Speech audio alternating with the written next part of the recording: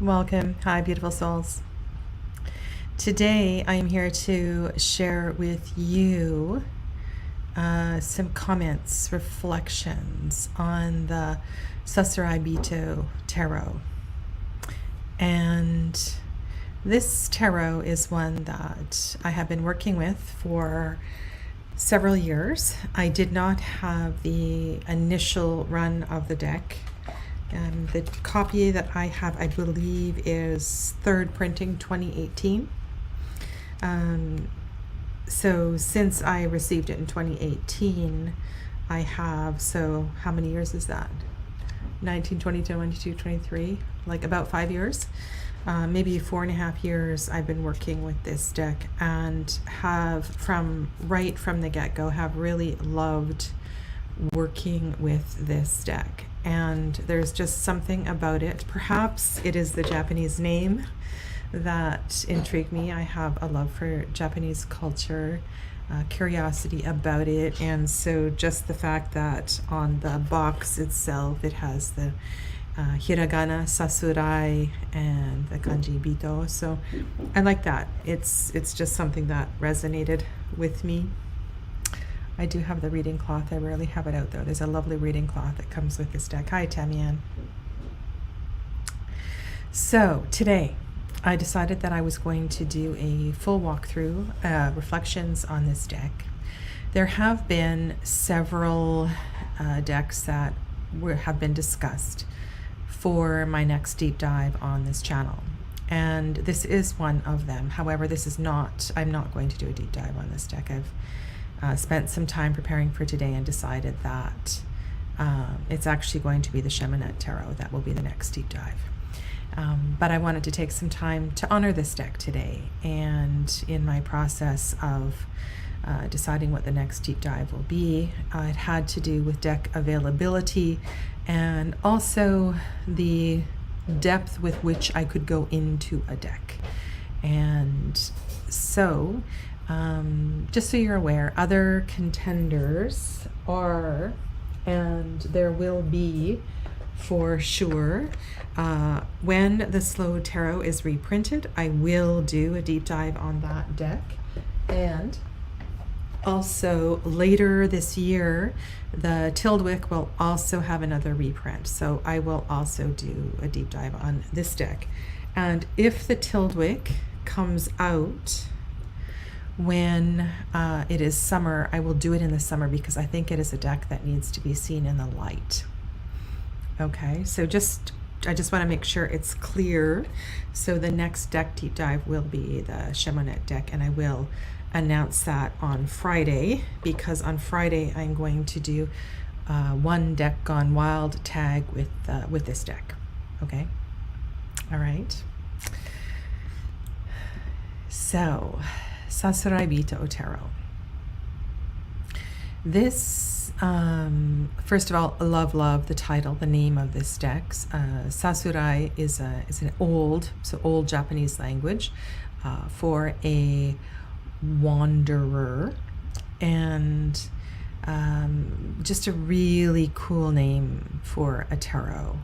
And honestly, because the title of this deck is so rich and so beautiful, I don't know, I know that this deck has a nickname, the Sassy Burrito, which is fun, but it's just I don't know, I love the name of this deck. The only thing I don't like about this deck are the gold edges. I don't think it goes with the deck. That's the only thing that I would change. I love the flecks of gold on the box. That's kind of fun. So if you don't have this deck, it's by Stasia Burrington. She's from the Pacific Northwest, so the northwest corner of the United States.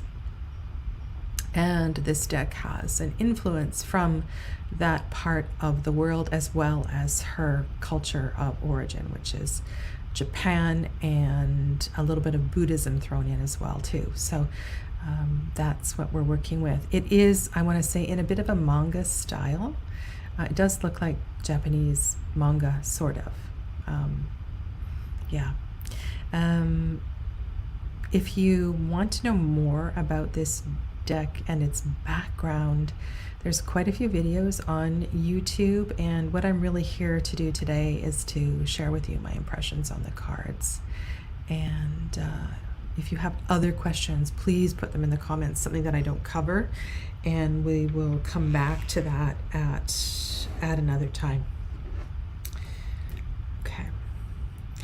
The cherry blossoms in this deck are a symbol that repeats in a few different cards. And I'm thinking about right now about the Judgment card. Let's just do this. I haven't really planned my path for today. Actually, you know what? It's not the Judgment card I'm thinking of. Or maybe, isn't that interesting? It's a cup card that I have in mind. Okay.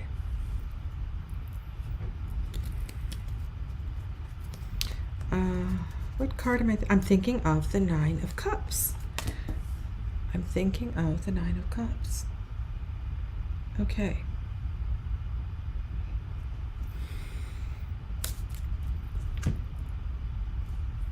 This is, if you read Rider-Waite, you can read this deck. And also there is a lot of intuitive symbology here that I think you can tap into. So cherry blossoms are associated with spring, new beginnings. The Japanese really honor the cherry blossom season with picnics and outings, and yeah, it's a really beautiful time of year. It is a breath of warmth after cold winter. So this is yeah, it's a beautiful symbol, and we see the cherry blossoms around the Fool, and in this card of emergence, the Nine of Cups, and I'm going to just put this to the side for now, but I also want to look at this card along with the Judgment card, because I think there's something really kind of beautiful going on here. The Fool at any age. Now, this is not unique to this deck where we have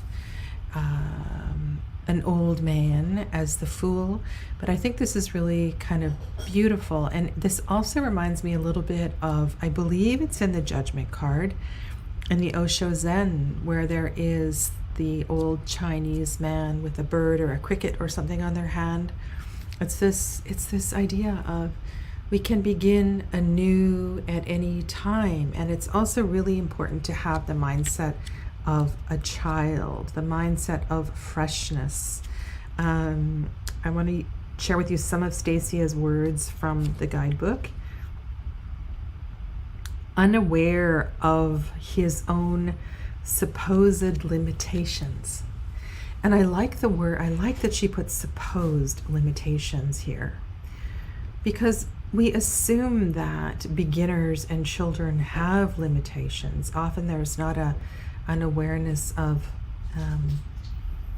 the freedom that the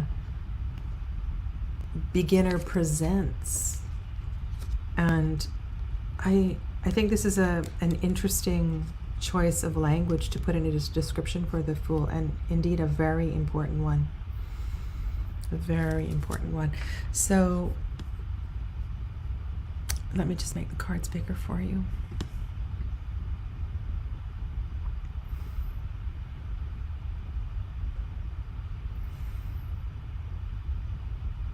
It just has so much joy. I was watching a movie. It's funny, you guys must think I watch a lot of movies.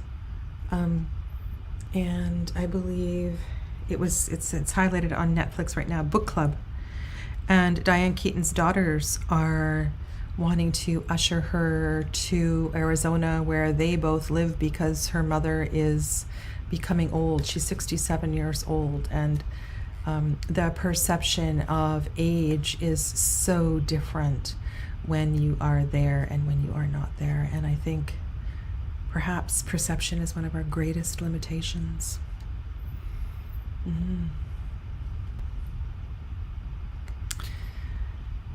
Sleight of hand. Sleight of hand is something that we often don't discuss in the Magician card. We don't think about, or I don't tend to use the Magician card as one where I think about the dark side of magic, or the trickster mercurial side of the Magician card. And I really feel like that is what is going on here.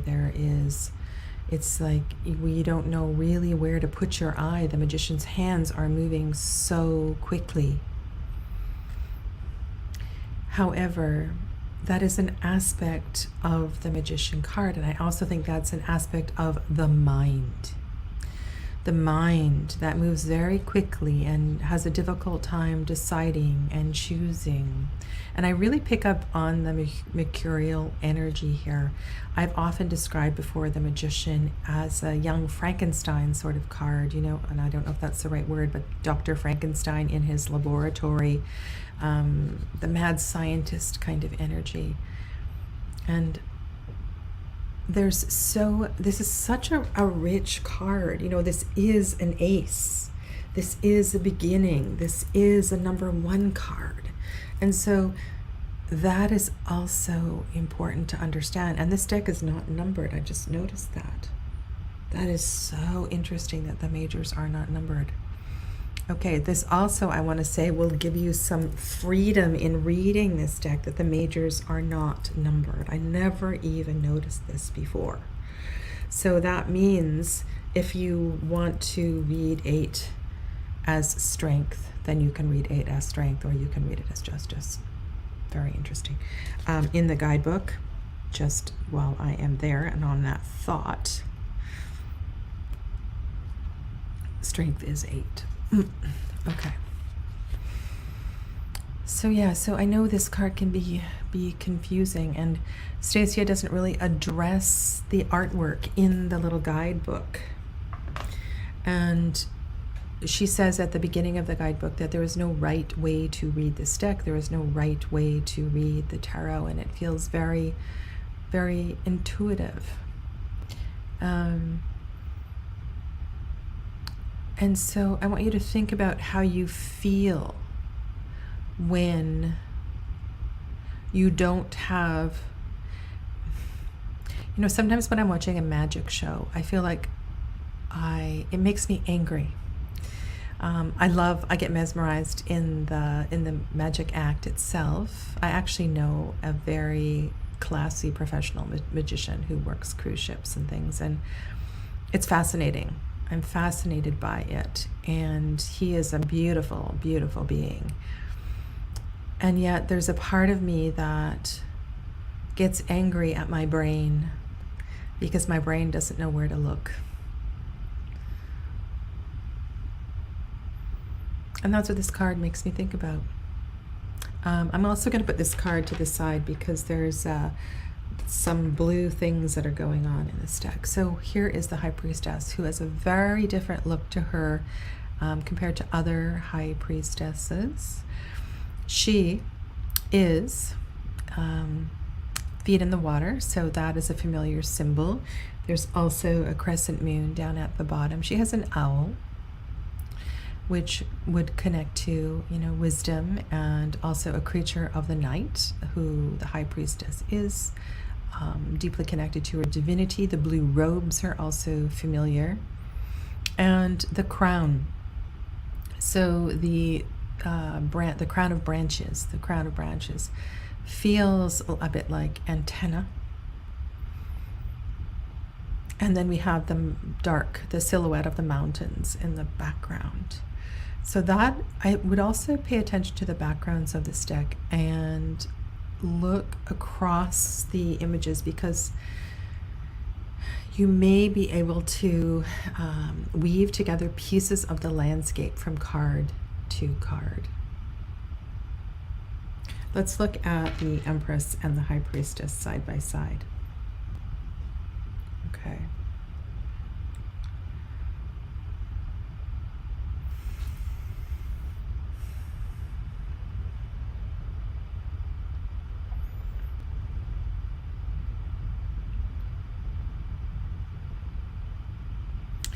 In general, this is quite a young looking deck. There are some seniors in this deck, in the Queens and Kings, but in general, it's quite a young looking deck. There is, excuse me just for a second here. Thanks, Tamian.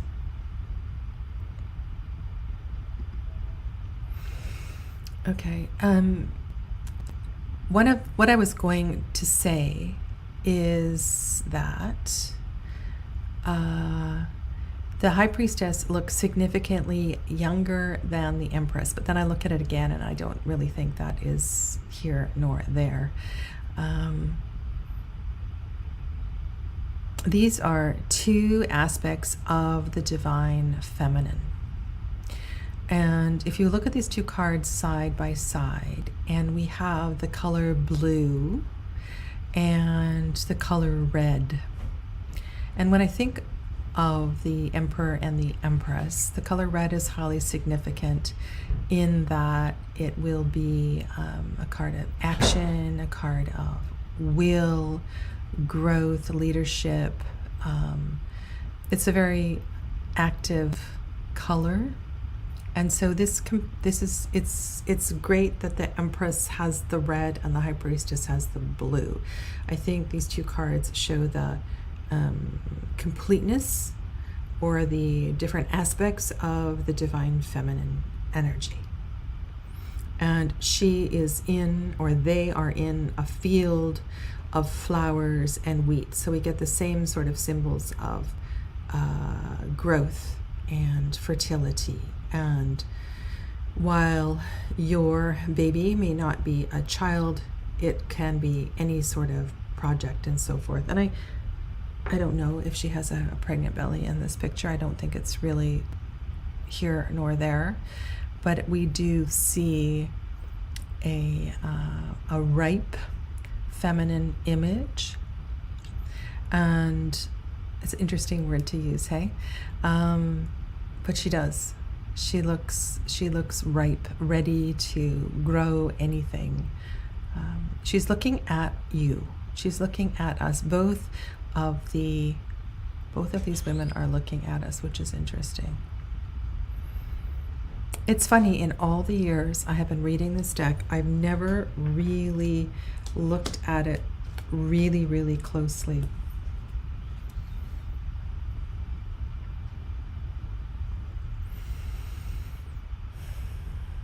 Does the suit make the man? Does the suit make the man? Oh, yes, Tamian, it does. You are right. It does, yeah.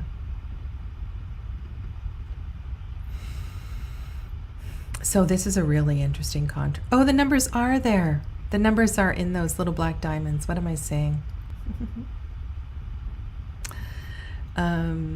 Okay. There's something to this, being covered up and being naked.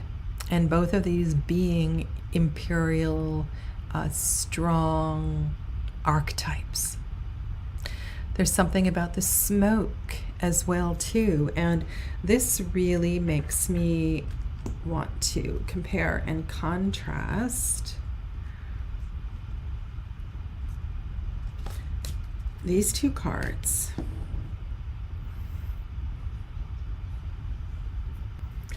Because this is a very, I want to say, cynical point of view of the Emperor. And I'm thinking right now of the statue of George Washington, which is in the Urban Tarot.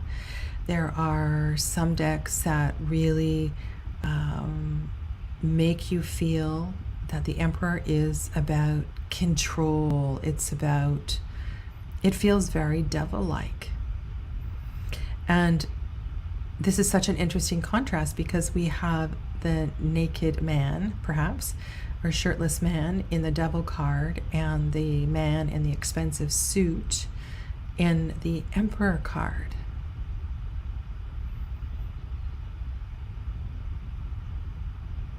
The purple color also.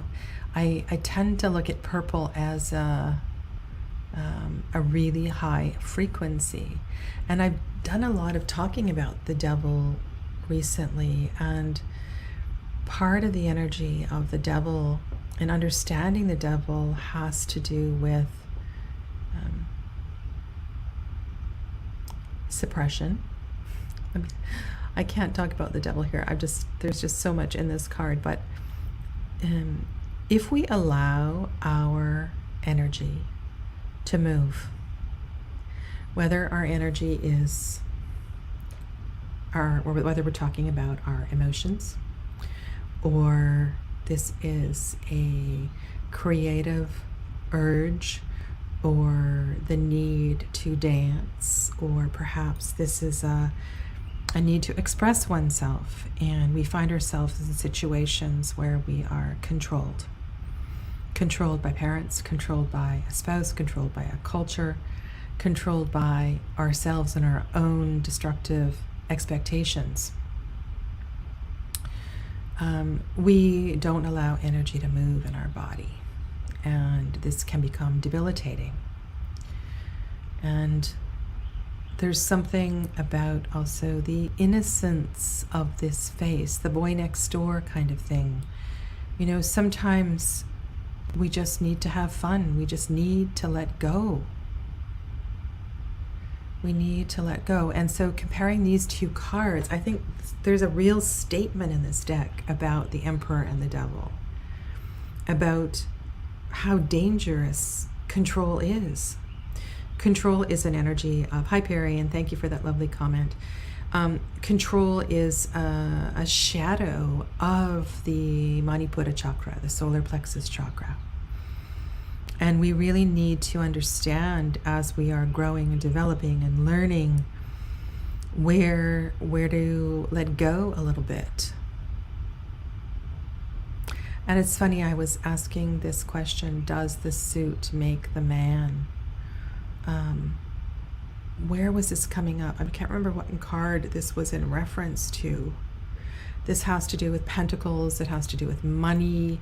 It has to do with the illusion of impression. And notice how we don't see the face. We just see the stuff. And so this is, I think there's a few cards in this deck that have such dynamic interactions. And so perhaps the potential of this deck is in the interaction of some of the cards. And I see Evangelina has commented on the purple. One thing I wanted to say about purple, purple is also the color of the veil in the Rider-Waite-Smith deck, in the Justice, on the veil on the Justice card. Purple is high chakra energy. The devil is the angel, and the angel is the devil. You know, God is the devil and devil is the God. I was just talking about this in the Philarkos episode, and I want to use those words. It was so Carmen Sorrenti, who is the creator of the Philarkos Tarot, said, and this was in terms of the Judgment card, when we get to this certain point in our lives where we have to bear the tension of the opposites and understand that we are all of it. And in order to transform and to progress and to go through, we need to be able to manage and honor that tension of opposites within ourselves. So I think this deck has done a really good job with these two cards. Okay, Hierophant.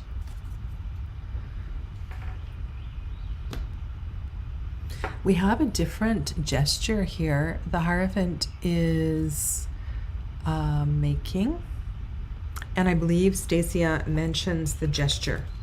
So she calls this mudra. She does name this mudra in the guidebook.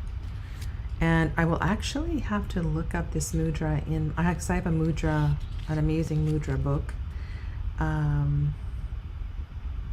She does give this mudra a name.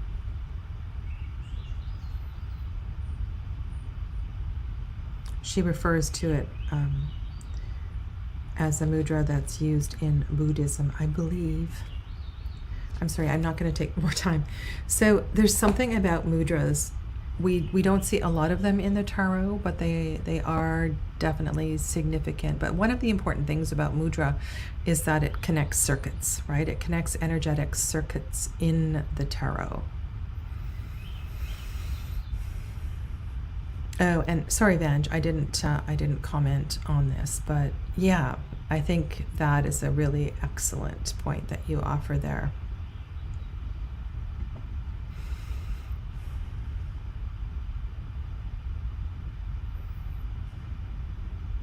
The as above, so below thing, I think, is really important in this card as well, too. The Hierophant is a vessel for bringing the word of spirit into the material. And unfortunately, this card takes a lot of bashing because religion, organized religion, has done so much harm. And I think the potential for this energy is great. It is great.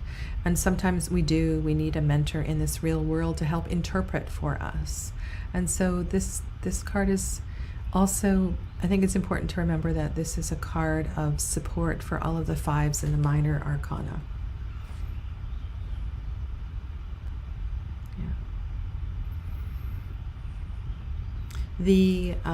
It's a little bit high on his head.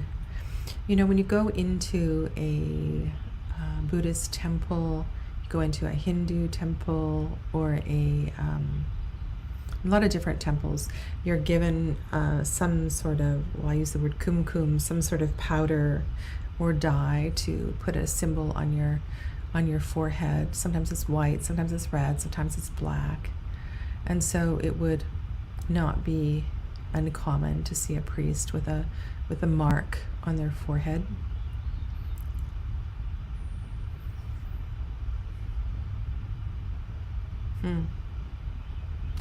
And this is one of the cards where we see an elder. And it might be really interesting to put all of the elder cards on the table and to look for that in a reading, to see if there is some sort of a message from elders. I believe this is the only card in the guidebook where an astrological sign is named. Stasia actually calls this Gemini, this card. And this is a card of choice. This is a card of the mind where we must decide if and how, if one can survive without the other. If you're interested, I really enjoyed, I've been talking about this card this month because we are in Gemini season right now. And Gemini season is a very hard set of cards. The Decanic Minors for Gemini are 8, 9, and 10 of Swords. And this card, yes, it can symbolize relationship and romance and coming together and all of that, but we mustn't forget that this is a card of Mercury. This is a card of the twins. And this is a card of reflection, of choices, and seeing oneself in another. And I think the success of the relationship depends on not being completed by the other, but learning from the other. And this might not necessarily be a card about another, but about embracing the completeness of oneself. And as I was saying earlier, that this idea of bearing the tension of our opposites is critical to this whole journey through the tarot.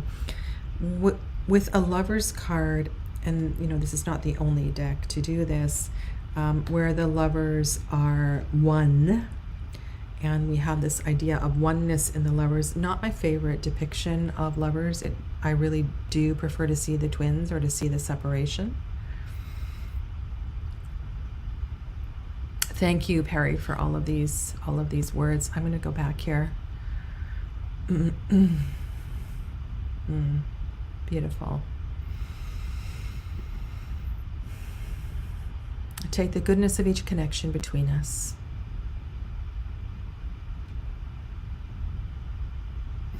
I think one of my favorite things as well too, even, if I'm teaching a yoga class, and sometimes I can get lost in my spiritual language, get lost in teachings and things like that. I say to the students, you take what resonates and you leave the rest. Yeah. And then here we have a card where the idea of apparently disparate parts of ourselves are of important consideration, and then in this deck we don't see that. We focus in on the wildness of the horse. And so this is a very small part of understanding the Chariot card. Yes, this is definitely a card of, I would say this is a yes card for going forward. This is a card of action for sure. But there is a lot of complexity to this card, and the close-up of this horse, I think, doesn't necessarily do justice to the range of meaning that we can interpret here. So when I read with a deck like this, I tend to, I have a lot of repertoire that is in this little brain of mine, and different readings and experiences that I've had over the years with the tarot. And they will always be a part of how I read. But when I'm reading with a tarot that has a very specific feeling for a certain card, I'm going to pick up on the feeling. And so the Chariot is going to take on a sense of, I almost feel like the Chariot is it's like a reaction. Perhaps it's a reaction to being held back. It's a break free. Have a pleasant evening, Tamian. Thanks for being here. Yeah. Okay. And I just looked at the time and realized how slowly I am going. So I will, if I don't get through this, I'll be I'm not going to get through this. I'll carry on for a few Wednesdays until we are done with this. And just so you know, if you want to mark, sorry to be so slow here, next Wednesday I will be doing live readings with the Philarkos Tarot, and I will open this to all levels of membership from Carnelian to Rose. So if you aren't a member, I believe the Carnelian is $2. So if you want to have a reading with the Philarkos Tarot, you would need to have a Carnelian membership. Okay, so if these readings go over, then I will carry on with the Sasuraibito in 2 weeks' time. Okay. Okay. I think this one is, we can understand this one. The heart tattoo on the back of the left arm. Interesting. Stasia does use tattoos throughout the deck, and so also look at the placement of the tattoos. Hearts. The heart is on the left sleeve. The heart is on the intuitive sleeve. The heart is on the softer side. She's also, or they are also, caressing the lion with the left hand. And they are perhaps, they're not looking in the same direction. So again, I encourage you to observe the backgrounds and the facings in this deck, because we do get a variety of facings throughout this tarot. Okay. Lovely depiction of the Hermit card. Yeah, this is kind of beautiful.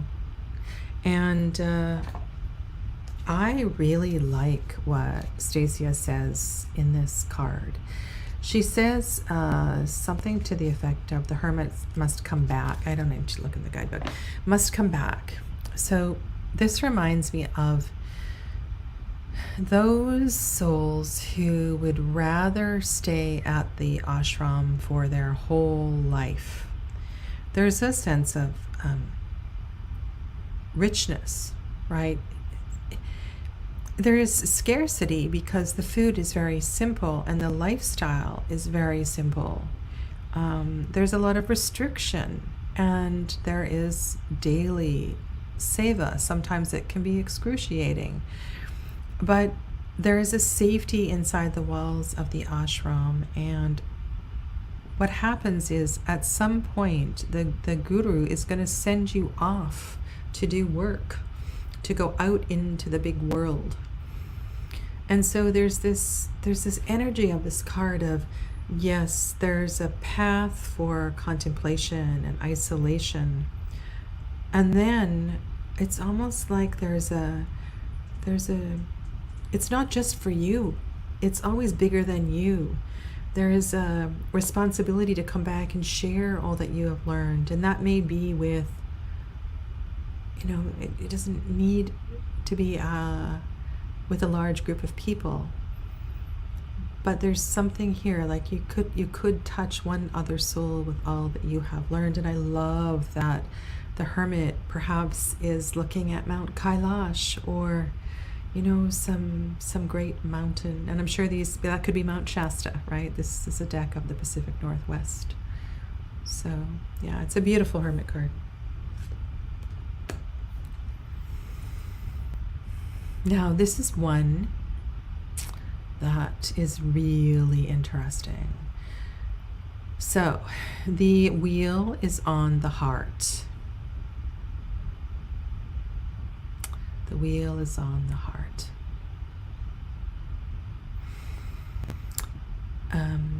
Be guided by the heart. Know that change is. Know in your heart that the wheel will turn. I think it's really interesting that the wheel is on the heart.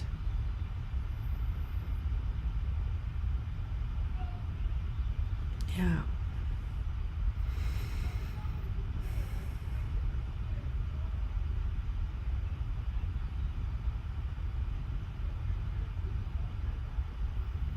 I think there's also something here too about the vulnerability of the heart being exposed. This is a very tender card. A very tender card. I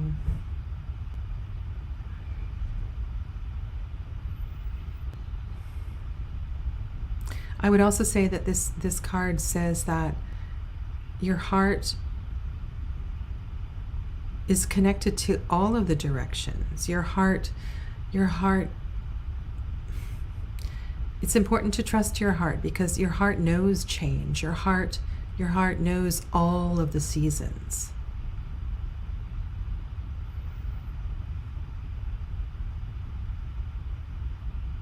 And notice the color. So we have blue robe and we have gold. So gold usually is sun, masculine, blue is feminine. So there's subtle layers of balance throughout this deck.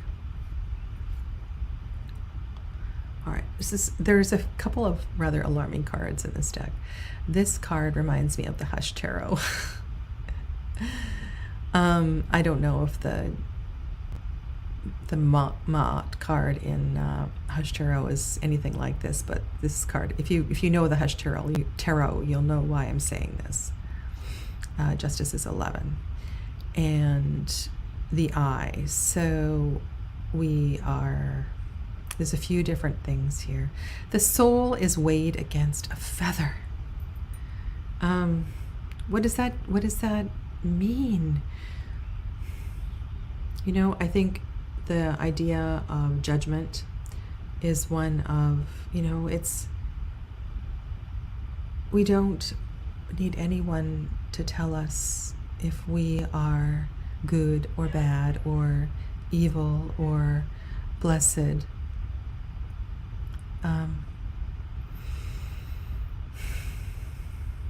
And what is the eye? Why is the sword piercing the eye? And why is the eye wide open to the truth? The eye is wide open to the truth.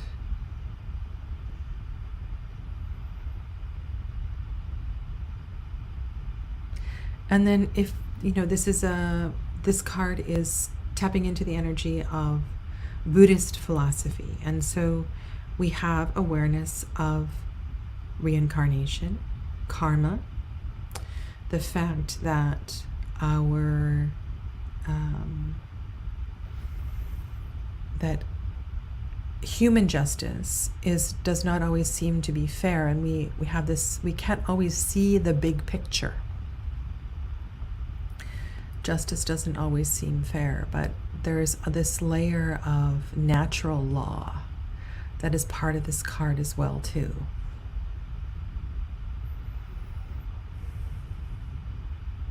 So the eye sees the truth.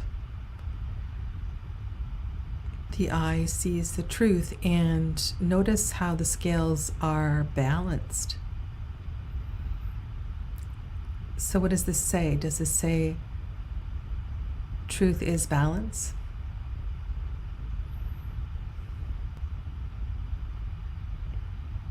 The other thing this makes me think about is that if you go back into the brain from the eyebrow center, we tap into the pineal gland, and there's this idea of inner knowing. And I don't know if I might speak to that there. So yeah, this is it's kind of a shocking card.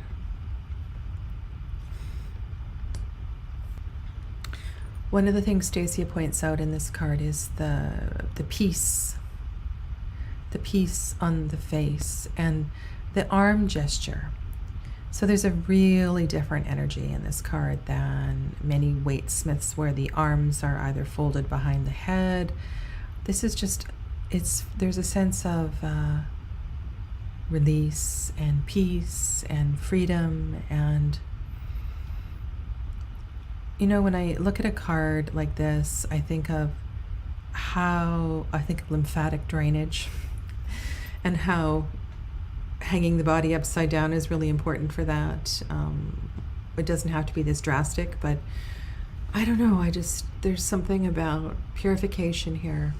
And in order to gain clearer sight, sometimes a rather drastic change in perspective is absolutely necessary. And yeah, it's surrendering. And after we've been through this journey, some of the things we've already talked about, there are many cards in the tarot that say, we have to let go. We have to let go. We can't hold on. We can't be holding so tight and be controlling, thinking that we have control. At some point, we have to trust. At some point, we have to trust. And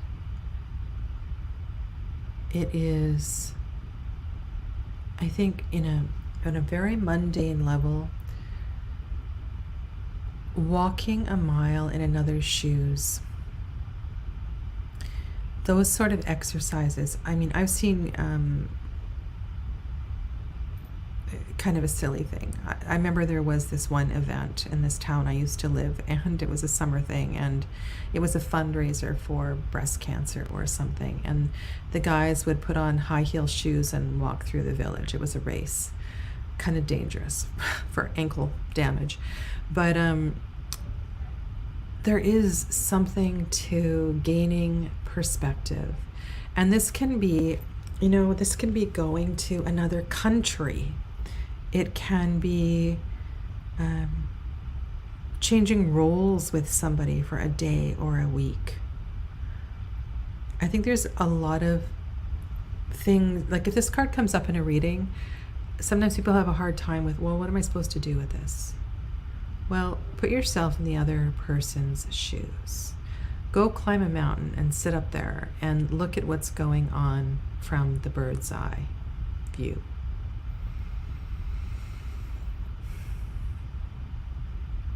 I mean, I still have a reading from almost 2 weeks ago sitting on my altar over here, and I have not quite unpacked it. And sometimes we need to sit with the pictures for a little while and really let them marinate. This is a beautiful death card. I love that it is more black and white. Even the flowers are black. It's almost like a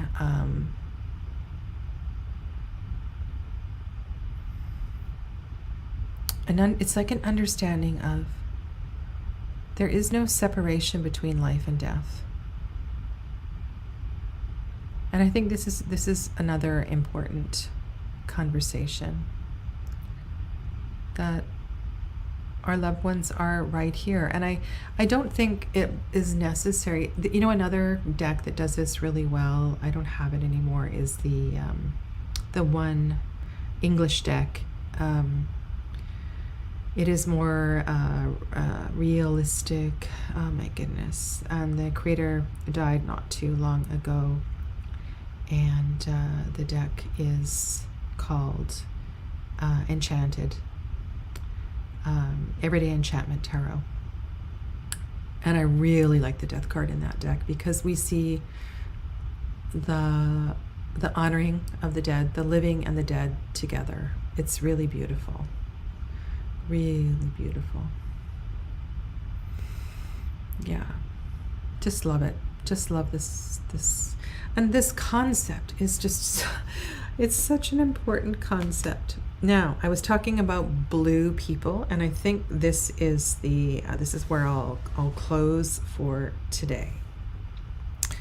The color of blue, and you might want to go through the deck and look at the blue people, the blue clothing, because this is another interesting topic.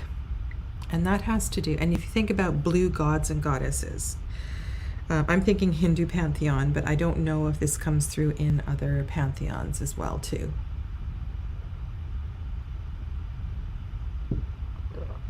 Where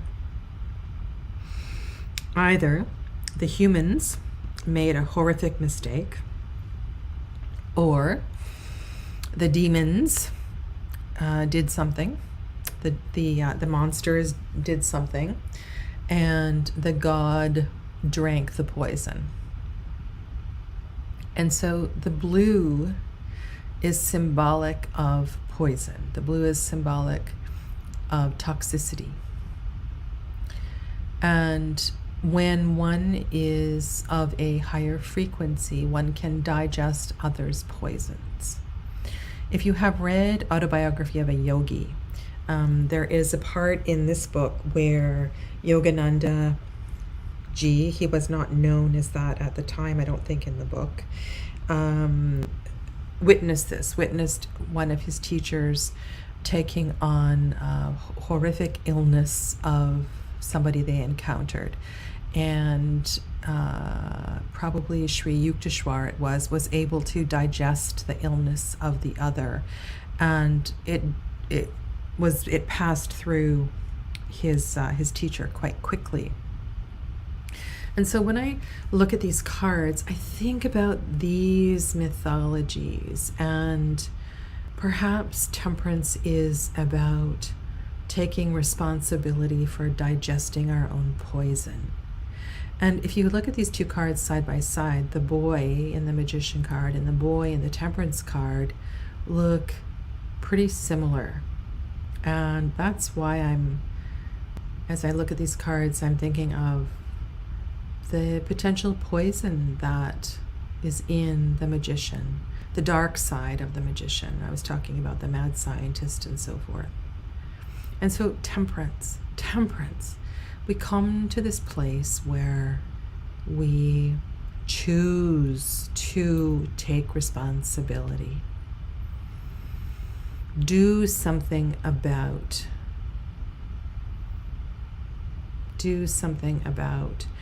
And it's funny because the next card that comes is in the sequence is the Devil. And in a way, you would think that it would go Devil, Temperance. Devil, Temperance. And I think the story of Temperance, Devil, Tower, Star is really fascinating.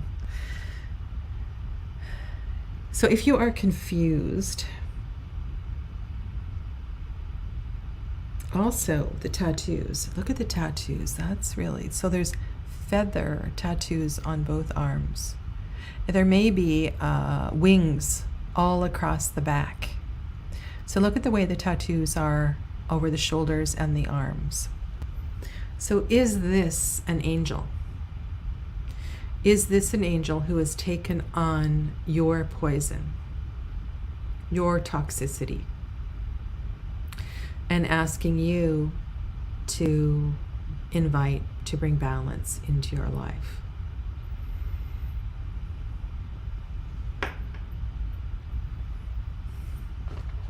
And I have no idea what the creator even says about this card. So let's see. Stasia Burrington says, Temperance is the card of balance and the middle way, the card of harmony, moderation, equilibrium, and health, the joining of forces and bringing together extremes. It is the card of recovery, security, and well-being. This card commonly shows a hermaphrodite angel showing a balance between genders and pouring liquid from one vessel to another. Sometimes water into wine, sometimes cold water into hot. This is a blending, synthesis of opposites. And she uses a Rumi quote here. Your hand opens and closes. If it were always a fist or always stretched open, you would be paralyzed.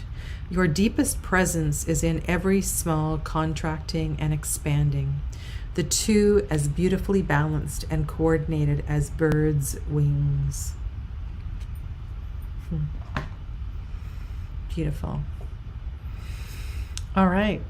Never in my wildest dreams did I think I would be talking this much. So I will see you in 1 or 2 weeks' time with the next set of cards. Thank you so much for being here today, and thank you all for your contribution to the conversation. Namaste.